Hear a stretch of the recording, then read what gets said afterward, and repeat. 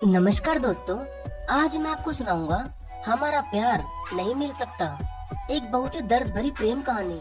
हिमांशु और पूजा एक दूसरे से बेहद प्यार करते थे और वो दोनों ही एक दूसरे से शादी भी करना चाहते थे, लेकिन उन दोनों की फैमिली इस शादी से बिल्कुल भी खुश नहीं थी और अपने परिवार को नाराज करके हिमांशु और पूजा शादी नहीं करना चाहते थे।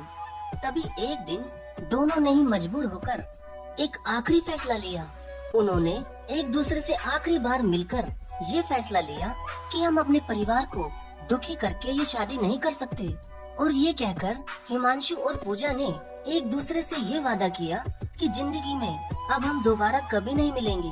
तभी हिमांशु ने आंखों में आंसू लिए अपना पर्स निकाला जिसमें हिमांशु और पूजा की एक साथ फोटो थी।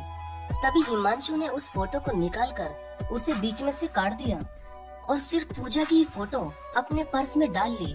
तो पूजा ने भी रोते हुए हिमांशु से पूछा कि तुमने सिर्फ मेरी ही तस्वीर अपने पर्स में क्यों डाली।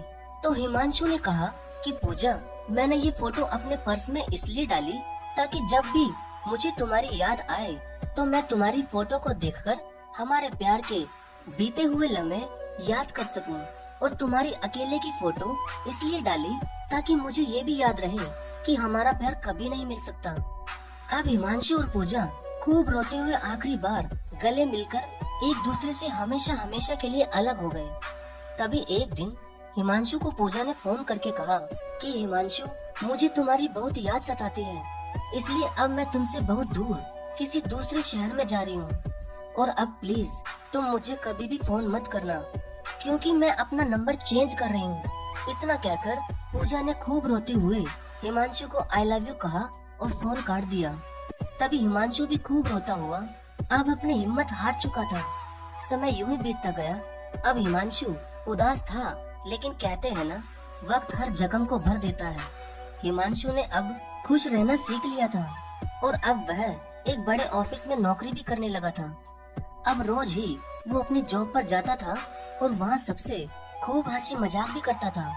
अब वह बिल्कुल बदल चुका था, लेकिन पूजा के प्यार को भी रोज याद करता था। आखिर पूजा हिमांशु का पहला प्यार था। तभी एक दिन हिमांशु ने अपने घर में एक पार्टी रखी। उस पार्टी में उसने अपने ऑफिस के सभी दोस्तों को बुलाया। तो उसके कुछ दोस्तों ने हिमांशु से पूछा कि यार, तू ये तो बता कि ये पार्टी तूने किस खुशी में दी है।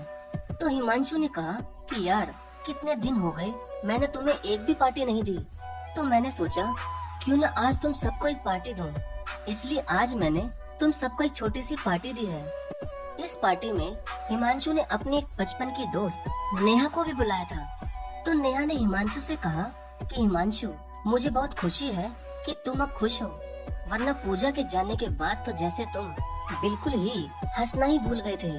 तभी हिमांशु नेहा के आगे अपने आंसुओं को छुपाते हुए ये कहने लगा कि नेहा, पूजा को अब मैं बिल्कुल ही भूल चुका हूँ, और ये सब छोड़ो, अभी तुम इस पार्टी का मजा लो। तो हिमांशु के सभी दोस्तों ने उस पार्टी में खूब एंजॉय किया।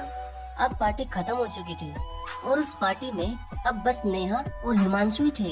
तभी नेहा ने हिमांशु की तरफ देखते हुए कहा कि हिमांशु, तुम्हारी आंखें ये कह रही है कि तुम अब भी पूजा को भूल नहीं पाए।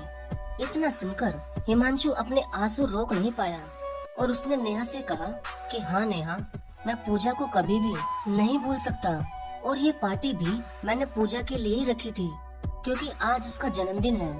ये कहकर हिमांशु ने अपने पर्स से पूजा की वही फोटो निकाली जो उसने पूजा से आखिरी बार मिलते समय अपने पर्स में रखी थी, और उस फोटो को अपने सीने से लगाकर खूब रोता हुआ ये कहने लगा कि आई लव यू पूजा, हमारा प्यार मिलकर भी न मिल सका, लेकिन बस मैं यही चाहता हूँ कि तुम जहाँ भी रहो वहाँ पर हमेशा खुश रहना।